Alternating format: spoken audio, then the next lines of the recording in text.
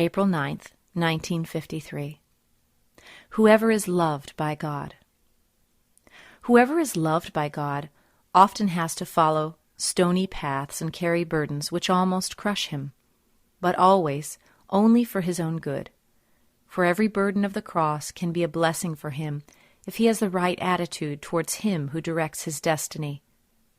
Whoever is loved by God, he certainly loves all of his living creations, but especially those who no longer have far to go in order to reach the final goal.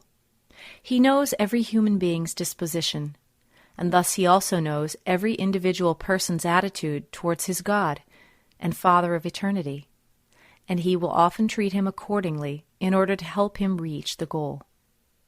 And only in this way should you explain the fact that God-devoted people who clearly fulfill his will have to suffer and often fight a difficult struggle for existence, which at times raises doubt about God's benevolence and love. God knows the purpose of everything, and if only people were convinced of his love and kindness, they would also recognize everything as divine providence and not rebel against it. They would know themselves as being seized by God's love and patiently wait for their destiny to change again. There is truly much suffering on earth. Humanity is languishing under its weight, but it does not recognize itself in need of educating and therefore inwardly revolts against it when it should just humbly submit to it, so that all difficulties would be taken away again, and God's help would manifest itself so clearly that he could be recognized as a loving Father by everyone who wants to recognize him. Those who are loved by God are allowed to suffer. These words find little credence, for no one considers that suffering is a truly effective method of upbringing in a world where people only ever strive to please their body, where God's love is not seen in situations of adversity and sorrow. And yet it is his love which manifests itself such that it is beneficial for the soul.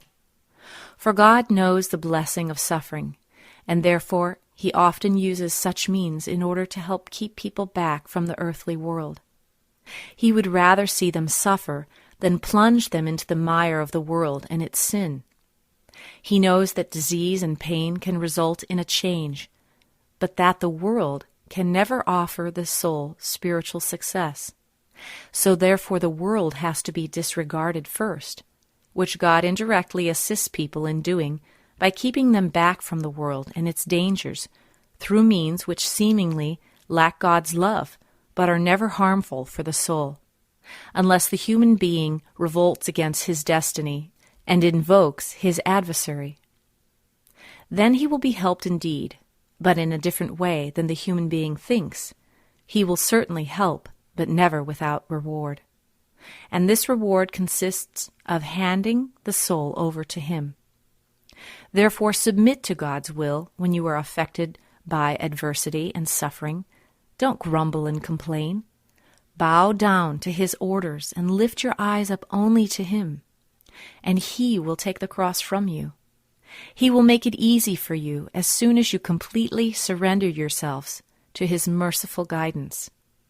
For you can always know yourselves loved by him, who through suffering and adversity only wants to win you for himself, who wants to purify your soul, and time and again provides it with the opportunity to practice patience and gentleness, so that God's help will then visibly arrive, so that his love will visibly intervene and also heal all wounds when the time is right.